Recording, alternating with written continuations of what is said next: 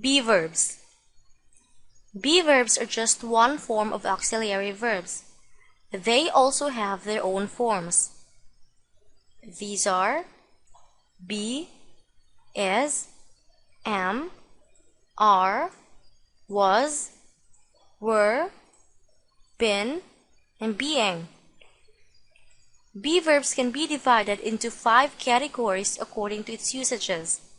These are the to be, present tense, past tense, past participle, and present participle. For to be verb, there is only one, be. For present tense, we have am, is, and are. For past tense, we have was and were. For past participle, been. And for present participle, being. Be. Be usually follows to or modals in a sentence. Examples: she wants to be a doctor. We will be visiting Grandma next week. I might be there at 6 o'clock. If you notice, the verb be follows to in the first sentence and the modals will and might in the second and third sentences. Present tense. For present tense, we have 3, am, is, and are. Am is used with I. Example: I am sleepy. Is used when the subject is singular, like he, she, and it. Examples: she is my cousin. The baby is crying. Mathematics is my favorite subject. A group of students is studying in the library. The subjects she, the baby, mathematics, and a group of students are all singular. Be careful with uncountable nouns like mathematics and a group of students because they may sound plural, but they are taken singularly, so you should use is. The third one is are. Are is used when the subject is plural, like you, we, and they. Examples: they are my neighbors. My aunts and uncles are coming tomorrow. They and aunts and uncles are all plural. That's why are is used. Past tense. For past tense, we have was and were. Was is used for singular subjects. Examples: I was at the party yesterday. Mr. Jones was cleaning his garden when his daughter came. Was is used in the sentences because the subjects I and Mr. Jones are singular, and the actions all happen in the past. Were. Were is used for plural subjects. Examples: we were disappointed when our team didn't win. And the students were reprimanded by their teacher.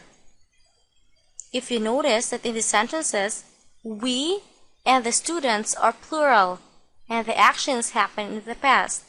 That's why were is used. Past participle. Been. Been is used after the verbs have, has, and had. Examples: the children have been playing all day. She has been to Mexico. He had been practicing piano. Present participle. Being. Being is used for continuous tense and is usually found after other verbs like is, am, was, and were. Examples: the suspect is being taken to jail. They were being unreasonable. Notice that in these sentences, being can be found after the helping verbs is and were. Let's go now to our exercise. Choose the proper be verb for the following sentences. My mom had blank cleaning the house. Is it is, was, been, or being? The correct answer is been. My mom had been cleaning the house. Why? Because been is always used after verbs like has, have, and had. Jim and Mary blanked here last week. Is it was, were, being, or been? The correct answer is were. Jim and Mary were here last week. Why? Because were is used for plural subjects. In this case, Jim and Mary, and for an action which had happened in the past, last week. Next, he was blank kind. Is it been, were, was, or being? The correct answer is being. He was being kind. Why? Because being is used after another verb. In this case, was. Next, you must blank here before noon. Is it be, been, being, or are? The correct answer is be. You must be here before noon. Be is used after modal. In this case, must. The last one, Mrs. Bloom's house blank huge. Is it were, is, are, or been?